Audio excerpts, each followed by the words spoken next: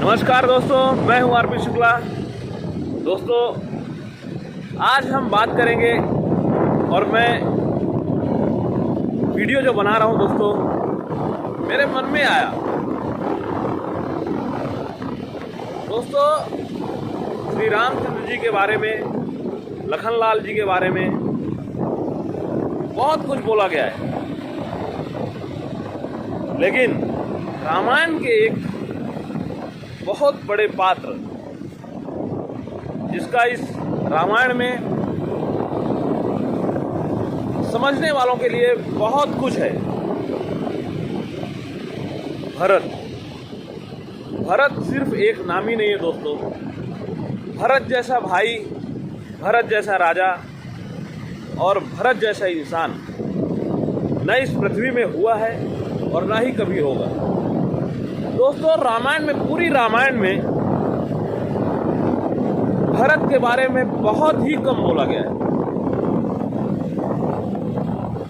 भरत, जिनकी कोई भी गलती नहीं थी, लेकिन रामायण के उस भाग में भरत अपने आप को सबसे बड़ा दोषी मानते हैं। क्यों?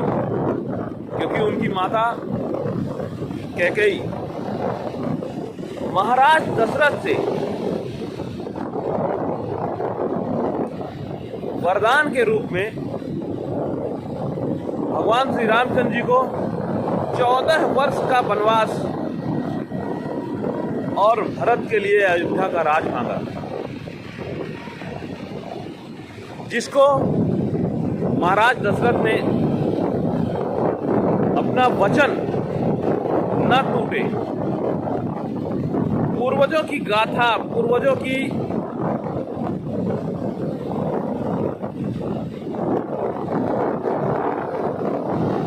पराक्रम और उनके शौर्य को कलंक ना लगे।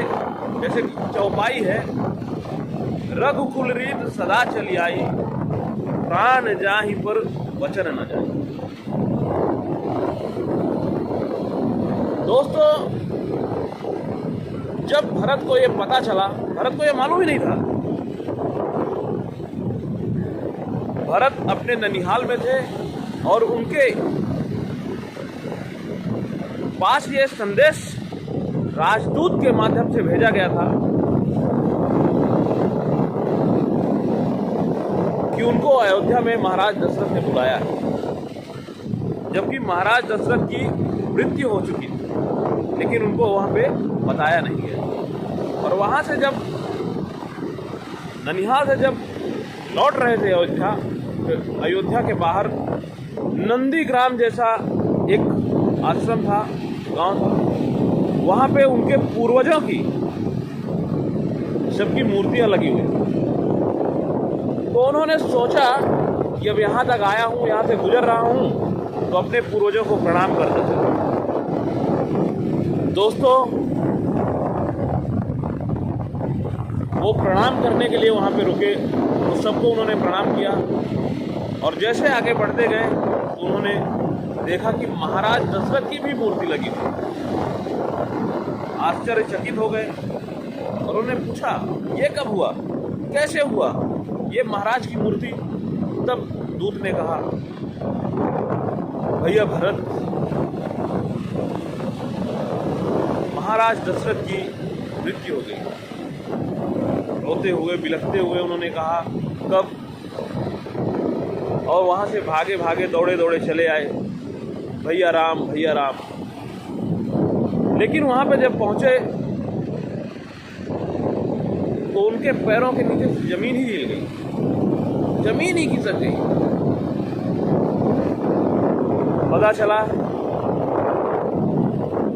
कि भैया राम को 14 साल का वनवास और मेरे लिए अयोध्या का राज मेरी माता ने मांगा।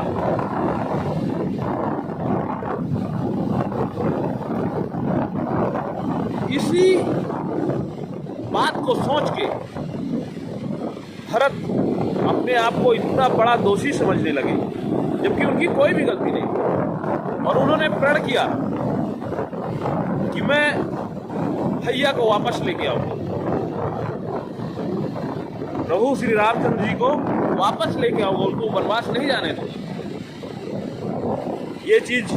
ये बात प्रभु श्री रामचंद्र जी को पता चली कि अरे ये तो मुझे वापस लेके चला जाएगा तो मेरा पृथ्वी में अवतार लेने का अधूरा काम रह जाएगा।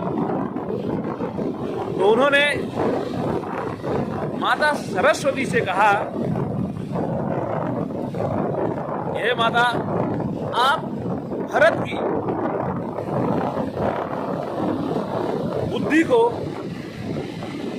भ्रमित करें। तब माता सरस्वती ने कहा, मोसे कहत भरत मत फेरू, मोसे कहत भरत मत फेरू। अरे जिसकी बुद्धि, जिसकी मति भगवान भी नहीं फेर पाए, मैं उसकी कैसे मति फेर सकती हूँ, बुद्धि कैसे फेर सकती हूँ? दुनिया में, संसार में किसी की बुद्धि और मति को मैं फेर सकती हूँ, भ्रमित कर सकती हूँ, लेकिन भरत की नहीं। और भरत ने सभी माताओं को, तीनों माताओं, भैया शत्रुघ्न और गुरु विश्वामित्र जी को लेके